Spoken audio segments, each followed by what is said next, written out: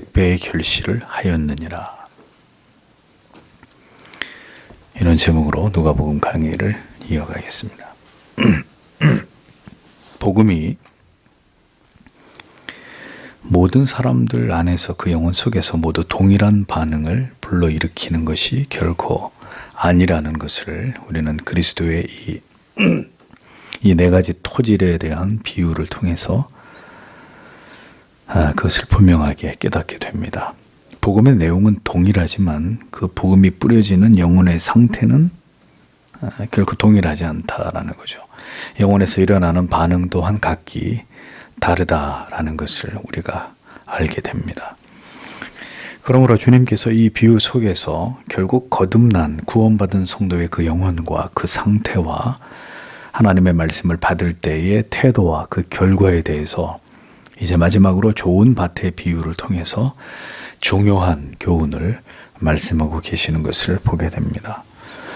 참된 믿음과 구원은 예수 그리스도를 그 복음을 믿음으로 말미암습니다. 그러나 그 복음이 그 영혼에 올바로 심기워졌고 그가 진정한 구원에 이르는 믿음을 갖게 되었는지의 여부는 그 영혼 가운데 지속적으로 역사하시는 성령, 즉 예수의 영이 그의 전생애를 통해서 어떻게 그 내면을 움직여가고 있는지를 통해서 분명하게 증명이 되는 것입니다. 그러므로 구원받은 참된 성도의 삶에는 예외 없이 성화의 삶이 진행되어 간다는 것을 우리는 분명하게 확인할 수 있죠. 성화가 없는 구원은 존재하지 않습니다. 물론 이 성화는 개별적인 경건의 노력과 또 순종의 삶의 여부에 따라서 각기 다른 양상과 전개의 속도도 각기 다르게 나타날 수 있습니다. 그러나 분명한 것은 영적인 변화와 성령의 내주하시는 증거가 분명히 거듭난 하나님의 백성들에게는 동반되기 마련이다라는 거죠.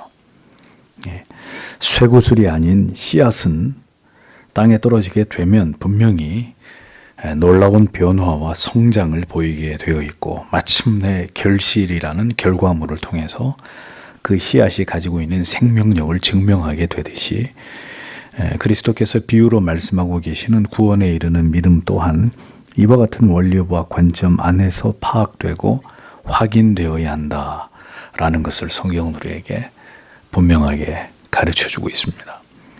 신앙은 성경이 말씀하는 그 결과와 증거를 통해서 증명되어야 합니다.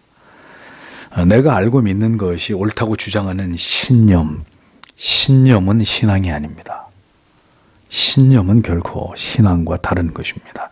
신념의 끝은 구원과 무관한 것이 될 수 있습니다. 신념의 주체는 누굽니까? 내 자신이란 말이에요. 그러나 신앙의 주체는 철저하게 내가 아닌 내 안에 있는 것이 아닌 외부로부터 하나님께로부터 말미암은 것입니다. 그런 것에서 신념과 신앙은 분명히 구별되어야 합니다. 따라서 우리는 신념을 가진 자인지 신앙을 가진 자인지를 올바로 분별할 수 있어야 한다는 거죠. 이 부분은 나중에 또 깊이 말씀드릴 기회가 있을 겁니다. 그래서 그게 구원이냐 그렇지 않느냐의 문제를 판가름할 만큼 이 신념과 신앙의 문제는 굉장히 중요한 문제가 아닐 수 없다라는 것만 먼저 여러분들이 이해하시고 넘어가셔야 되리라고 봅니다. 네 가지 토질 가운데 이제 마지막 주께서 하시는 비유의 말씀을 생각을 해보겠습니다. 8절에 그리고 다른 것은 좋은 땅으로 떨어졌다. 그리고 그것이 자라나서 열매를 100배 맺었다. 이것들을 말씀하시면서 그가 외치시기 시작했다.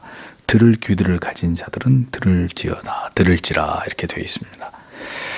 자, 씨앗 가운데 더러는 길가에, 더러는 돌밭, 더러는 가시떨기 위에 씨앗이 떨어졌고 그 가운데 일부는 좋은 땅에 떨어졌습니다.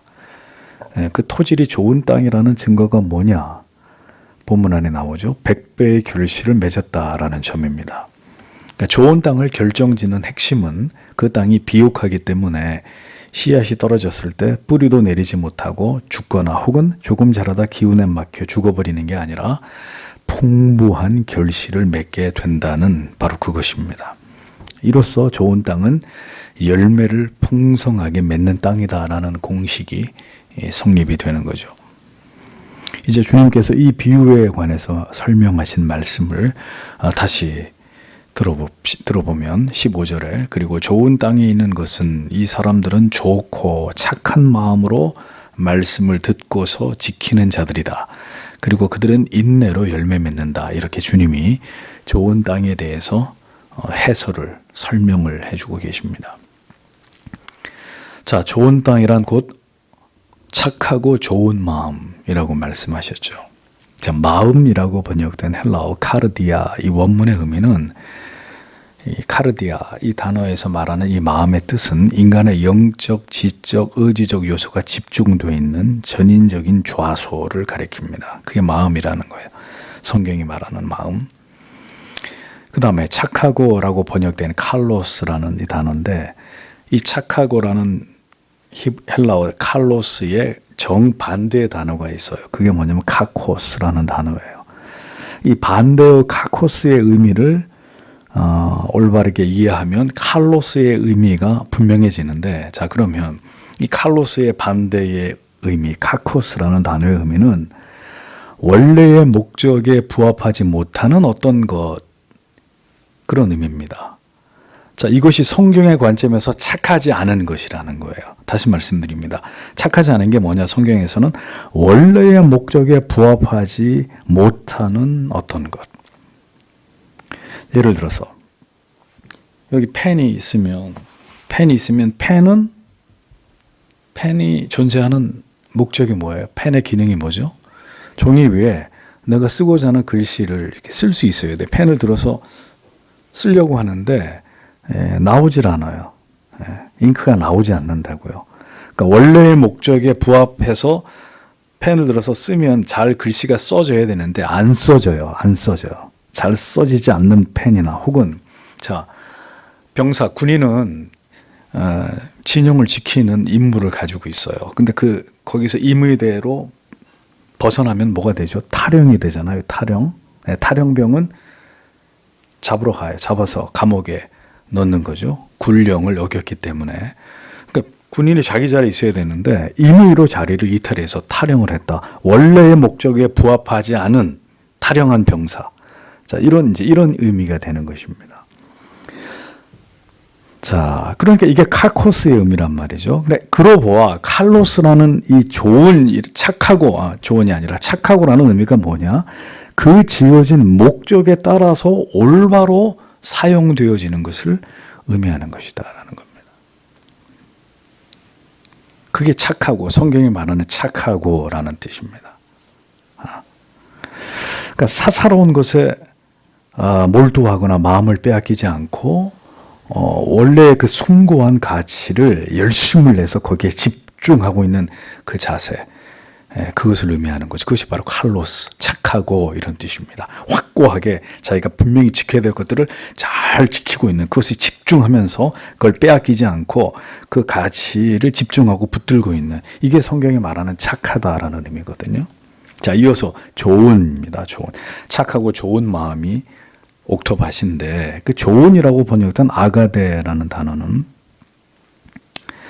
선하고 유익하고 고매한 목적을 달성하기 위해서 필요하다면 이 하위의 가치들을 과감하게 포기할 줄 아는 이렇게 정돈된 내면의 상태를 성경은 좋은 아가데라는 단어로 그 의미를 사용합니다.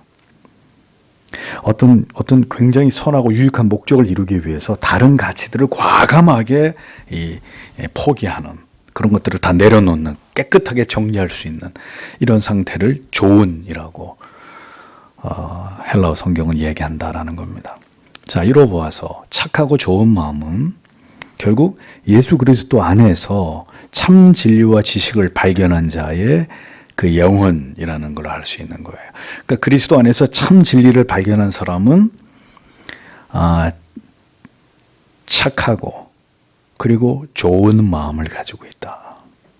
네, 충분히 이해가 되시죠? 원래의 목적에 부합한 그러한 상태를 유지하면서 그 다음에 아주 선하고 유익한 목적을 달성하기 위해서 과감하게 다른 가치들을 다 포기하고 그것을 굳게 붙들고 있는, 자, 이것이 성경이 말하는 착하고 좋은 마음입니다.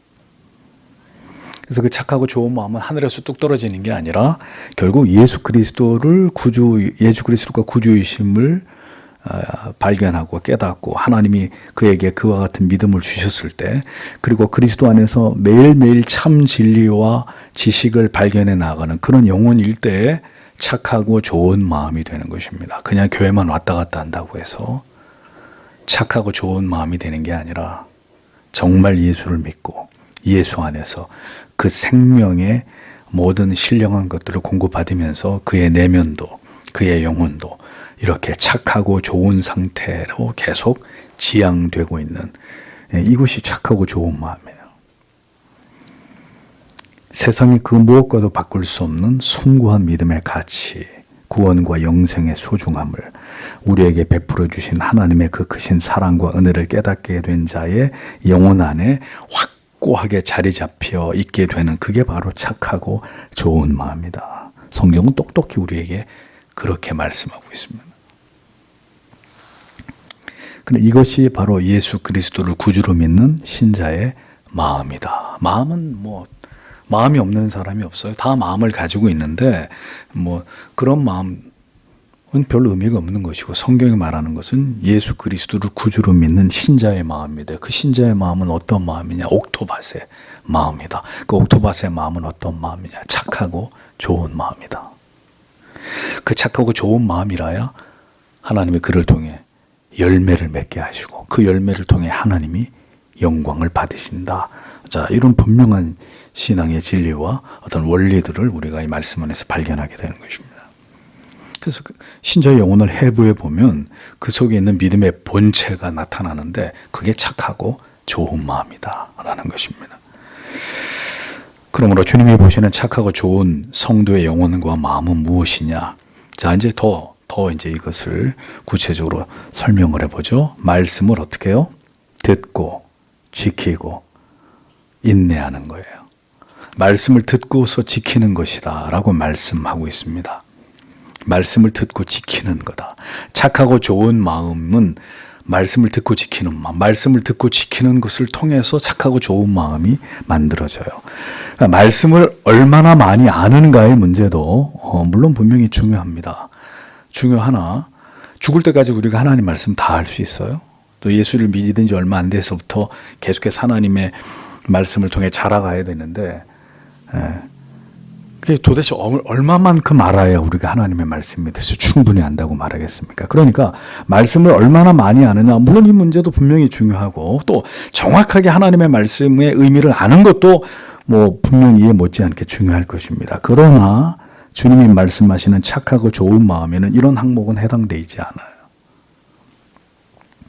주님은 단지 주님이 말씀하시는 착하고 좋은 마음의 성도란 하나님의 말씀을 깊이 많이 정확히 알지 못할지라도 그에게 떨어진 말씀, 그가 알고 있는 하나님의 말씀을 잘 듣는 것입니다. 그래서 공교롭게 우리는 신명기 말씀을 통해서 동일하게 하나님께서 가나안에 입성하는 이스라엘 백성들에게 엄중하게 당부하시는 말씀을 우리는 기억할 것입니다. 신명기 28장 1절에서 내가 내 하나님 여호와의 말씀을 삼가 듣고 내가 오늘날 내게 명하는 그 모든 명령을 지켜 행하면 내 하나님 여호와께서 너를 세계 모든 민족 위에 뛰어나게 하실 것이라, 이렇게 말씀했잖아요. 여기서도 나옵니다. 삼가 듣고. 다음은 내게 명하는 모든 명령을 지켜 행하라. 계속 성경 곳곳에서 말씀하고 있는 내용입니다. 그러니까 하나님의 백성들, 성도, 착하고 좋은 마음을 가진 성도는 하나님의 말씀을 듣는 자리에 있는 사람이에요. 그 말씀을, 그 진리를, 하나님께서 당신의 종들에게 주시는 말씀을 목회자를 통해서 깨닫게 하는 진리를 잘 듣는 것이 성도 여러분에게 너무나 중요하다는 것을 여러분 잊지 마셔야 합니다. 그런데도 이 시대의 가장 큰 문제는 하나님의 말씀을 즐겨 듣지 않는다는 거예요. 듣지 않아요. 들을 게 너무 많거든요. 굳이 목사의 설교 말고도 TV를 켜고 인터넷을 열면 유튜브에 들어가면 들을 게 천지예요. 그러니까 굳이 목사, 설교, 하나님 말씀, 신앙에 필요한 지식도 목사를 통해서 얻는 게 아니라 인터넷으로 다 얻어요. 인터넷 블로그, 사이트 들어가가지고 다 뒤져서 뭐가 바른 믿음인지, 뭐가 바른 지식인지 어렵지 않게 공부할 수 있습니다. 성경은 그렇게 우리에게 말씀하고 있지 않아요. 여러분 마음대로 하나님의 말씀을, 지식을 여러분 마음대로 파고 들어가서 그렇게 깨닫고 이해하고 들으라고 성경은 가르치고 있지 않아요. 삼가 들어야 돼요. 하나님의 말씀을 전하도록 세워진 사람들을 통해서, 그리스도의 종들을 통해서, 목회자를 통해서 분명하게 하나님의 말씀을 전하고 성도들은 그것을 듣고 이것을 통해서 하나님의 말씀을 깨닫고 이해하고 내 믿음으로 받아들이고, 성경은 이걸 말씀하고 있어요. 듣지 않아요. 자기들이 다 알아서 찾아 먹어요. 들으려고 하지 않아요. 교회 나오는 것도 이제 시간이 많이 걸리고 여러 가지 제약이 많으니까 집안에 가만히 앉아서 컴퓨터 열어놓고 내가 알아서 다 골라 먹는 거죠. 설교도 듣고 세미나도 보고 강의도 듣고. 여러분들에게 누차 말씀드립니다. 그렇게 하나님의 말씀을 많이 접할 수 있는 시대가 됐는데, 그러면 더 순종 잘하고 더 경건하게 하나님을 신앙하고 더 믿음이 탁월해야 되잖아요. 그렇게 하나님의 말씀을 많이 접할 수 있는 시대가 열려 있는데도 그렇게 순전한 믿음을 가진 그리스도인들은 많지 않아요. 절대로 많지 않아요. 뭔가 크게 잘못 가고 있는 것이다 라는 거죠. 참되고 올바른 진리를 주의 깊게 잘 듣는 영혼, 옥토를 말하는 첫 번째 조건입니다. 잘 듣는 성도, 바로 여기 계신 여러분들을 가리키는 거죠. 언제나 즐겨 말씀을 듣는 자리로 나오시는 성도 여러분, 교만하게 자기 혼자 알아서 공부하는 게 아니라 겸손히 교회에 나가서, 예배당에 가서 선포되는 설교를 들으면서 그 시간에 하나님이 목회자를 통해 선포되는 하나님의 말씀을 통해서 나를 깨우치시고 나에게 가르치시고 나의 죄를 깨닫게 하고 하나님의 영광을 바라보게 하고, 이런 모든 것들을 사랑하는, 즐겨 말씀을 듣는 자리에 나오시는 성도 여러분, 주일뿐만 아니라 말씀이 선포되는 모든 자리에 나와서 주의 깊게 그 말씀을 청종하고 삶의 현장에서 언제나 성경과 바른 진리를 알기 위해서 경건에 진력하는 모든 성도들, 여기에 해당되는 것입니다. 두말할 나비 없이 믿음은 바른 성경의 진리를, 바른 진리를 전하는 목회자를 통해서 올바로 듣는 것에서 시작됩니다. 이것이 옥토밭, 착하고 좋은 밭을 설명하는데 첫 번째 조건이에요.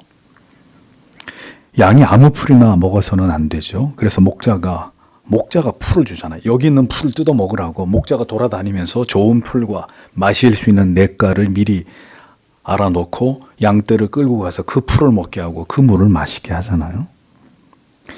지금은 목사가 너무 많아요. 이 일을 하나님이 하고 교회를 통해 성도를 목양하라고 목사를 세웠는데 이제는 다 목사만큼 아는 것 같아요. 다 목사만큼 다 똑똑한 것 같아요. 그래서 자기들이 알아서 뜯어 먹는 거죠, 풀을. 이게 과연 옳은 것일까요? 목사를 통해서 하나님께서 성도 여러분을 목양하게 하시고, 그래서 여러분들을 그런 교회로 하나님이 인도하셔서 바른 진리와 교리를 따라서 하나님을 알아가도록, 그 믿음이 자라가도록 하셨단 말입니다. 잘 받아먹는 분들이 돼야 돼요. 잘 받아먹는 분들이. 좋은 밭이 되려면. 목자가 안전하다고 판단하는 풀과 냇물을 양떼들에게 먹이듯이 안전하다고 여기는 바른 진리와 교리와 신앙에 유익이 되는 모든 것들을 성도 여러분들께서 듣고 그 길을 순종함으로 쫓아가는 것은 여러분의 마음과 영혼이 매우 기름진 좋은 토양임을 증명하는 것입니다. 그리고 그러한 마음과 영혼을 가질 수 있는 첩경이 되는 것입니다. 그러므로 진리를 거절하거나 혹은 진리를 함부로 판단하거나 진리에 무관심하거나 하나님의 말씀을 듣는 것을 참으로 거부하고 불편해하는, 귀찮아하는 이런 영혼이 있다면 그의 영혼은 좋은 밭과 옥토와는 거리가 멀다 하지 않을 수 없는 것입니다. 안타깝게도. 그 상태에서 부디 진리를 사모하고 진리를 올바로 들어 깨달으며 은혜로 충만한 영혼이 되기를 그는 분명히 사모해야 합니다. 하나님의 그 같은 은혜를 그 영혼에 부어주셔서 그 방향으로 분명히 나아가야 합니다. 또 그렇게 되기 위해서 메마른 심령에 담비를 주시듯이 진리를 듣고 깨달으면서 영혼이 열려지기를, 지금 내 상태가 그렇지 않다면 진리가 그렇게 말씀하고 있기 때문에 하나님 내 영혼이 그렇게 변화되기를 원합니다. 하나님 나에게 긍휼을 베풀어 주십시오 라고 성도는 언제나 이러한 영혼의 상태를 사모하는 자가 되어야 합니다. 진리를 듣지 않으려고 하는 마음, 하나님의 말씀을 즐겨 듣고 싶어하는 마음이 멀어진다. 영혼의 적신호가 켜졌다는 얘기죠. 죄와 불순종이 그의 영혼을 장악해서 이미 은혜의 방편에 대한 반감이 그리고 무감각함이 그 영혼에 자리 잡았다는 의미죠. 그 독초를, 마음과 영혼에 잘못 심겨진 그 잡초를 뽑아내지 않으면 점점 더 잡초로 우거진 밭이 되어서 원래 좋은 밭이었는데 잡초가 우거진 황폐한 땅이 될 수도 있는 겁니다. 다음으로 착하고 좋은 마음의 성도의 조건은 인내하는 것입니다. 듣고 인내해야 된다고 했습니다. 말씀을 곧게 붙들고 참고 기다리는 것입니다. 듣기만 하는 게 아니에요. 들었으면 어떻게 됩니까? 하나님의 말씀을 제대로 들었으면 그 말씀이 우리 안에 어떤 반응을 일으키느냐? 그 들은 말씀을 꽉 붙잡게 합니다. 지켜내게 합니다. 그리고 더 적극적으로 지키는 것이 더 적극성을 띨 때는 어떻게 돼요? 부단히 이제 인내하는 것까지 나아가는 거죠. 그 자리에서 하나님의 뜻이 이루어지기까지 하나님의 약속을 곧게 붙들고 지키면서 소망을 가지고 기다리는 것입니다. 이것이 착하고 좋은 하나님이 원하시는 구원받은 성도의 마음이다. 지켜야 합니다. 그리고 인내해야 합니다. 그렇게 말씀하시는 이유가 뭘까요? 좋은 밭, 착하고 좋은 밭은 말씀을 듣고 지키고 인내한다. 지키고 인내한다. 이렇게 말씀하시는 이유는 우리가 하나님의 뜻을 이루는 하나님의 자녀의 삶을 살아가는 일에 있어서 하나님의 말씀을 굳게 지키고 믿음의 길을 굳게 지키는 일은 반드시 우리에게 수반될 수밖에 없는 일이기 때문이에요. 말씀을 굳게 지키고 믿음의 길을 굳게 견뎌내는 것, 이거는 신앙에서 옵션이 아니라 하나님의 말씀을 듣고 그리고 살아가는 과정에서 반드시 우리가 그 대가를 지불해야 될 일이라는 거죠. 그게 무슨 뜻이냐면 신앙을 가지고 하나님을 사랑하다 보면, 하나님을 경외하는 삶을 살다 보면 지킬 수 없는 일들이 반드시 신자에게 닥친단 말입니다. 또 도저히 인내하기 힘든, 난 도저히 못 참겠어요. 난 이제는 더 이상 나는 못 참어 라고 나도 모르게 그냥 이렇게 정말 다 놓고 싶은 이런 마음이 드는 이런 순간이, 도저히 인내할 수 없는 일과 그런 순간이 우리 인생 가운데 찾아온단 말이에요. 그러니까 지키고 인내하라고, 그것이 착하고 좋은 마음이라고 말씀하고 있는 거예요. 그런 일이 일어나지 않을 것 같으면 지켜야 된다고, 인내해야 된다고 말씀하실 이유도 없어요.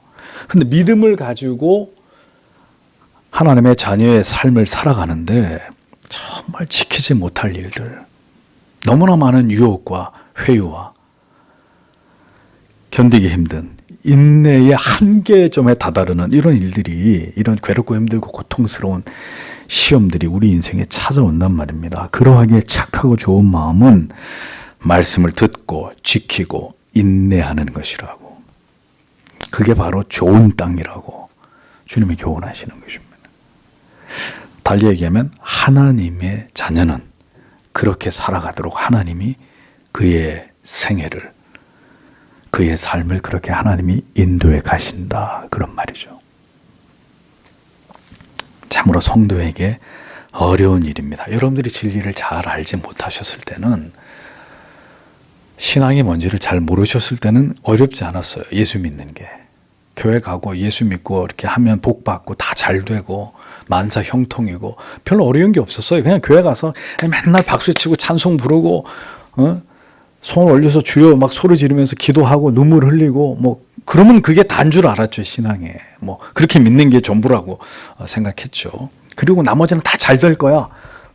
하나님이 다 우리에게 복을 주실 거야. 단순하게 생각했습니다. 근데 여러분들이 하나님의 말씀을 배워가면 배워갈수록 성도의 삶, 이게 정말 쉬운 길이 아니구나. 신앙의 길은 참으로 좁은 길입니다. 어려운 길입니다. 그럼 어떻게 하라고요?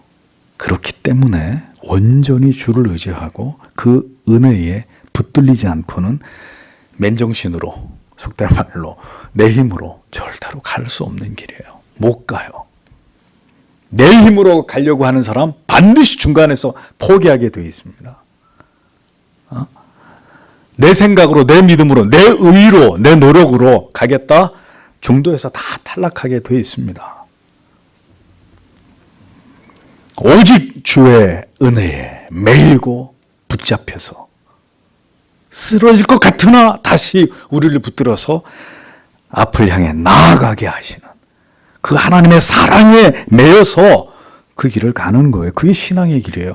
얼마든지 내 힘으로 갈 수 있다. 그분은 아직 믿음의 길을 잘 모르고 하시는 말씀.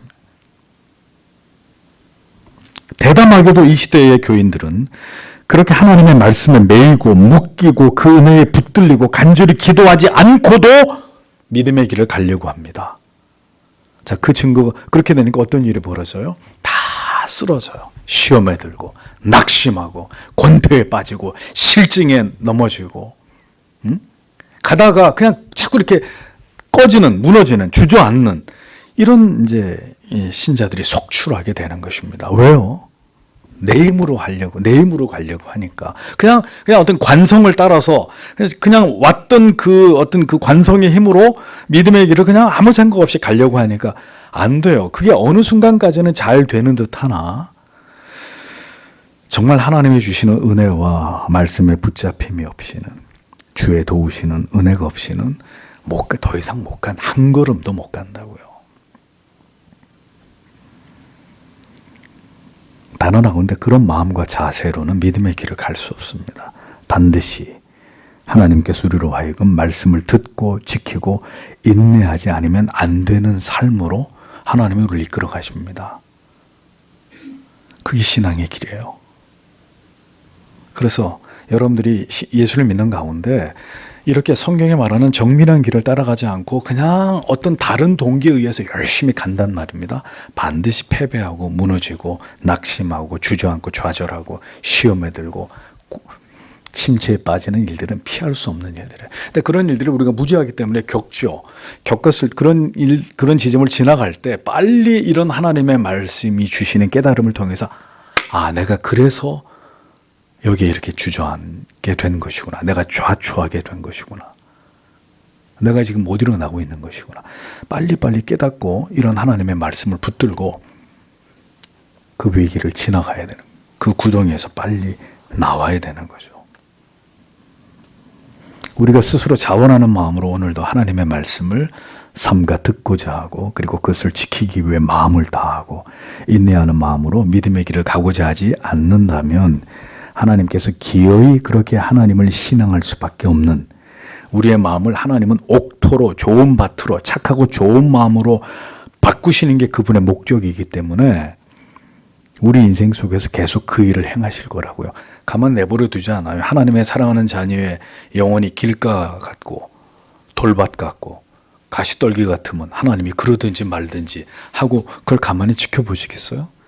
기어이 여러분들을 착하고 좋은 밭으로 하나님이 바꾸시는 게 그분의 목적이기 때문에 처음에는 우리가 죄로 인해 뒤엉켜 있고 돌밭 같고 가시밭 같고 길가처럼 딱딱하고 도저히 답이 나오지 않는 그런 우리의 영혼의 상태였으나 그가 하나님의 사람이라면 우리가 황무지를 개간하려고 할 때 하듯이 어떻게 다 걷어내고 골라내고 돌 다 솎아내고 잡초 뽑고 그 다음에 걸음을 주면서 결국은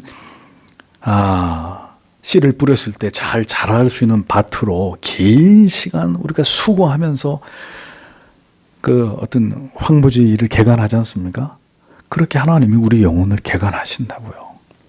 그게 평생 걸리는, 우리 한평생 시간이 걸리는 거예요. 주님은 우리가 하나님의 자녀들이 착하고 좋은 마음이기를 원하십니다. 야고보서 1장 22절에서 25절, 너희는 도를 행하는 자가 되고 듣기만 하여 자신을 속이는 자가 되지 말라. 누구든지 도를 듣고 행하지 아니하면 그는 거울로 자기의 생긴 얼굴을 보는 사람과 같으니 제 자신을 보고 가서 그 모양이 어떤 것을 곧 잊어버리거니와 자유하게 하는 온전한 율법을 들여다보고 있는 자는 듣고 잊어버리는 자가 아니요 실행하는 자니 이 사람이 그 행하는 일에 복을 받으리라. 이렇게 말씀하고 있습니다. 우리는 이 앞의 토지들을 통해서 우리가 이 세상을 지나가는 동안에 부딪히게 되는 문제들을 생각해 봤습니다. 그것은 염려와 재물에 대한 욕심, 육체의 쾌락 같은 이 마귀의 유혹과 시험과 시련과 고난 등이라는 것을 알 수 있었습니다. 그러니까 그 모든 것들을 성도는 믿음으로 인내하는 사람들이라는 거예요. 마음의 내세의 영광을 바라고 소망하면서 오늘을 견디고 말씀을 따라 살기 위해서 수고로운 길을 가는 하나님의 사람들, 그들이 바로 옥토와 같은 마음을 가진 자들이다. 주님은 말씀하고 계시는 것입니다. 지킬 수 없는 상황과 환경에서 진리를, 하나님의 계명을 지켜내고 인내하기 어려운 그 모든 상황 속에서 온전히 주를 의지하면서 하나님의 약속을 바라보면서 굳게 믿음의 길을 가는 사람들, 그들의 영혼과 마음이 무엇이다? 옥토다라는 거죠. 옥토. 다시 말씀드리지만, 자, 여러분, 우리가 이 모든 일을 완벽하게 해내야만 옥토 같은 믿음이 될 수 있는 것은 결코 아닙니다. 그것은 불가능한 일입니다. 그럼에도 불구하고 부단히 우리의 삶이 하나님을 기쁘시게 하는 이 방향을 향해서 나아가면서 우리 안에 잡초를 뽑아내고 더 하나님의 말씀에 순종하면서 이것을 지켜 행하기 위해서 인내하는 삶을 주님 앞에서 감당해 나아가야 된다라는 거죠. 그러한 삶을 참된 믿음 안에서 견지해 나아갈 때 하나님이 우리에게 주시는 은혜가 뭐냐? 바로 결실을 주시는 것이다 라는 겁니다. 마태복음 13장 23절에 좋은 땅에 뿌려왔다는 것은 말씀을 듣고 깨닫는 자니 결실하여 혹 100배 혹 60배 혹 30배가 되느니라 하시더라. 이렇게 기록되어 있죠. 결국 이제 그 좋은 밭, 착하고 좋은 밭을 통해서 듣고 지키고 인내하면서 그 믿음의 길을 걸어갈 때 뭐 하나님이 우리의 삶에 그럼 어떤 것으로 그것에 대해서 그 증거를 주시느냐? 열매가 나타나는 거죠. 결실하게 되는 거예요, 결국은. 자, 근데 여기서 주의해서 보셔야 될 것은 달란트의 비유에서도 주인이 종에게 똑같이 주나요? 아니죠. 5달란트, 2달란트, 1달란트 차등이 존재합니다. 자, 오늘 옥토의 비유에서도 100배, 그리고 60배, 그리고 30배 차등이 나타납니다. 자, 그런데 이것은 하등의 중요한 문제가 될 수 없어요. 분명한 것은 성도의 삶에 즐겨 말씀을 듣고 지켜 인내하면서 하나님을 영원롭게 하는 삶을 살아가는 성도를 통해서 하나님은 그의 삶의 그 결과물을 통해서 그게 100배가 됐든 60배가 됐든 30배가 됐든 하나님이 그 결실을 통해서 영광을 받으신다라는 점입니다. 그러니까 100배가 중요하냐 30배가 중요하냐 이건 중요하지 않아요. 5달란트냐 2달란트냐 이거 중요하지 않듯이 주인이 똑같이 칭찬하고 주인의 즐거움에 잔치에 참여하라고 한 것처럼 여기도 마찬가지입니다. 100배, 60배, 30배 그게 중요한 게 아니라 중요한 것은 올바른 믿음은 착하고 좋은 마음은 결국 어떤 형태로든 그의 삶에서 결실하게 되어 있다는 거죠. 그 믿음의 선한 증거들이 그를 통해 가정과 사회와 교회에 나타나게 되어 있다는 것입니다. 자신을 십자가 위에서 버리심으로 하나님의 택하신 백성들을 모두 구원으로 인도하신 엄청난 열매를 그리스도께서 맺게 되셨듯이 이 세상에서 성도는 하나님의 말씀을 지켜 순종하고 인내함으로 결국은 그 삶의 신앙의 아름다운 열매를 맺게 하신다라고 주님이 말씀하시는 것입니다. 참된 나무가 그 열매를 통해 그 나무가 참된 것을 증명하듯이 올바른 신앙은 반드시 그 열매를 나타내게 되어 있는 거예요. 열매를 나타내게 되어 있다. 성도의 삶을 통해서 하나님의 영광을 받으실 만한 신앙의 아름다운 향기로운 열매들이 맺혀지게 되어 있다라는 것입니다. 하나님의 말씀을 언제나 주위에서 청종하고 진리의 깊은 말씀을 사모하고 그 말씀을 지키면서 인내할 때 성도의 삶에 아름다운 열매가 나타납니다. 그것이 바로 갈라디아서 5장 22절 23절 성령의 열매와 같은 것들이죠. 사랑과 희락과 화평과 오래 참음과 자비와 양선과 충성과 온유와 절제 같은, 대표적으로 그의 모든 삶이 그리스도 안에서 아름다운 궤적을 만들어가는 것입니다. 그리스도의 향기를 머금으면서 그를 통해서 하나님의 이름이 높임을 받으시게 되는 참된 하나님의 자녀의 삶, 구원받은 성도의 삶, 열매를 맺는 신앙. 한국교회가 이렇게 무너지고 이렇게 세상의 지탄을 받게 된 이유가 뭡니까? 입으로는 다 예수 믿는다 그래요. 삶의 열매가 없어.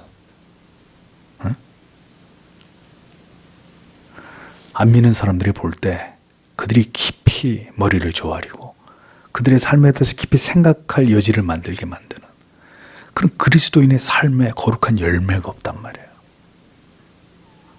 다 이율배반적이야. 겉 다르고 속 다르고 말 다르고 행동 다르고.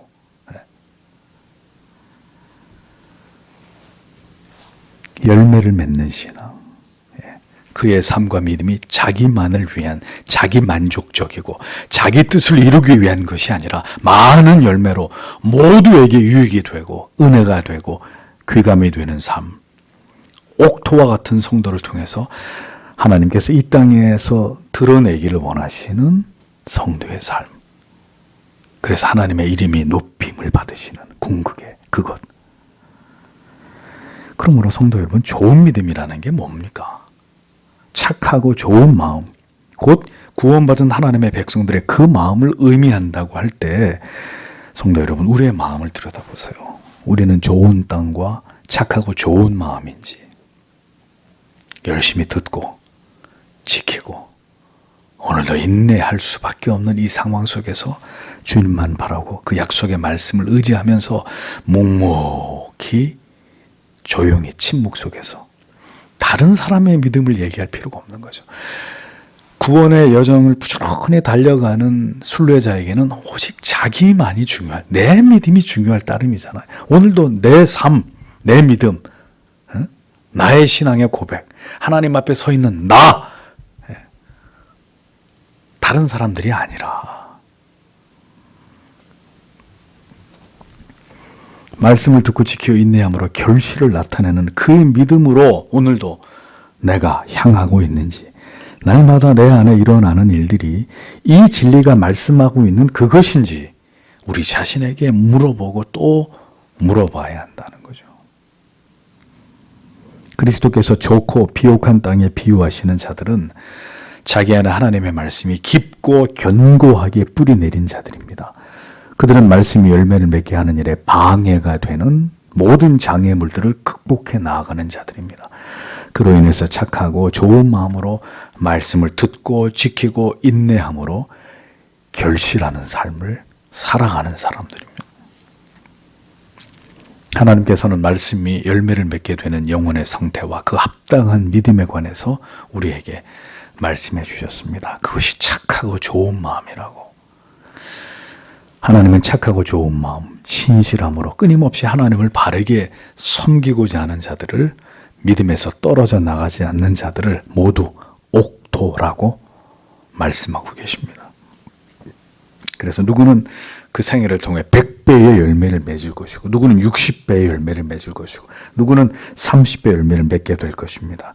그들은 의심할 여지가 없이 모두 착하고 좋은 마음, 옥토였다라는 거죠. 믿음의 어떤 열매도 나타나지 않는 길가나 돌밭이나 가시밭이 문제입니다. 어떤 열매도 나타나지 않는 그 믿음의 열매, 성화 열매가 비록 많지 않다 하더라도 완전한 걸 기대하시는 게 아니라고요.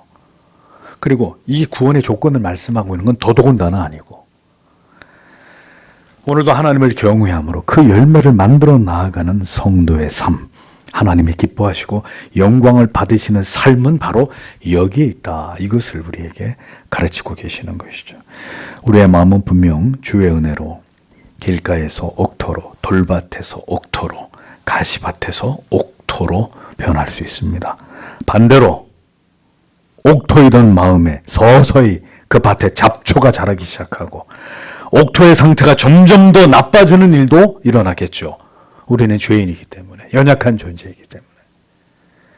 물론 그렇게 되더라도 하나님이 다시 객토하시고 다시 하나님이 그렇게 되어가는 밭을 하나님이 지켜보고 계시지 않고 개간하시겠지만, 우리가 조금만 하나님께로부터 멀어지고 우리의 삶의 올바른 방향성에서부터 곁눈질하게 되면 이런 일이 벌어지고야 마는 거예요. 우리 안에서요.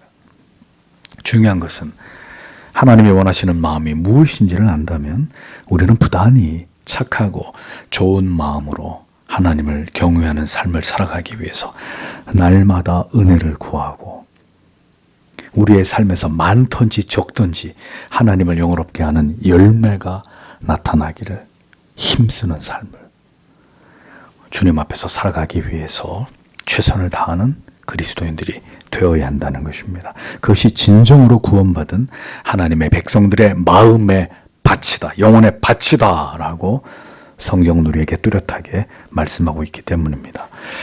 부디